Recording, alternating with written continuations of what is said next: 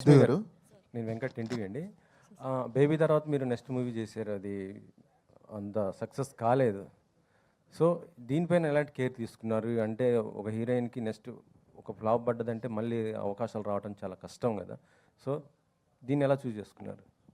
Sir అంటే cinema success కాకపోవడం అది అంటే నేను అంత ఆలోచించే మెచ్యూరిటీ అంటే ఎక్స్పీరియన్స్ లేదు సార్. ఇంకా నాకు బేబీలో నేను క్యారెక్టర్ వరకు చూశాను, ఆ సెకండ్ సినిమాలో కూడా క్యారెక్టర్ వరకు చూశాను. అది నాకు చాలా ఇంట్రెస్టింగ్గా, చాలా స్కోప్ ఉన్నట్టుగా అనిపించింది. ఇందులో కూడా నేను అదే చూశాను, నా క్యారెక్టర్ చాలా ఇంట్రెస్టింగ్గా, చాలా స్కోప్ ఉంది అండ్ పర్ఫామ్ చేయడానికి నాకు చాలా ఎక్సైటింగ్ అనిపించింది. సో నేను మోస్ట్లీ క్యారెక్టర్ పైనే నేను సెట్ అవుతానా, నన్ను నేను చూసుకోగలుగుతానా అండ్ నేను బాగా చేయగలుగుతాను అన్న దానిపైనే ఫోకస్ సార్. బేబీ ప్రొడక్షన్స్లోనే మళ్ళీ మీరు ఆనంద్ గారికి సినిమా అన్నారు, కానీ మళ్ళీ ఇంతవరకు ఏం అప్డేట్ లేదు, ఏంటి?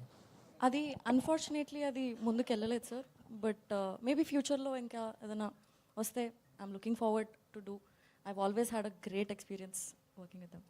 సో అంటే ఎస్కేఎన్ గారితో అంటే ఆ ప్రొడక్షన్తో అయితే మీకైతే ఇబ్బంది లేదు కదా? ఉందని ఎవరు చెప్పారండి? అంటే మొన్న దాంట్లో కొద్దిగా సోషల్ మీడియాలో అయితే ఇదే వైష్ణవి గారిని ఇలా అన్నారు అనేసి కొంత ఇదైతే అయింది. అదే చెప్తున్నాను, ఎవరిని అన్నారో మరి నాకు తెలీదు. బట్ ఏదైతే బయటికి వచ్చిందో న్యూస్, దానికి ఆన్సర్ చేయడానికి ఒక వీడియో చేసి పెట్టారు. ఐ థింక్ దాంతో ఆన్సర్ వచ్చేసింది అనుకో. ఆయన నన్నేం అనలేదు కదండి. సిద్ధు గారు అది సార్ సిద్ధు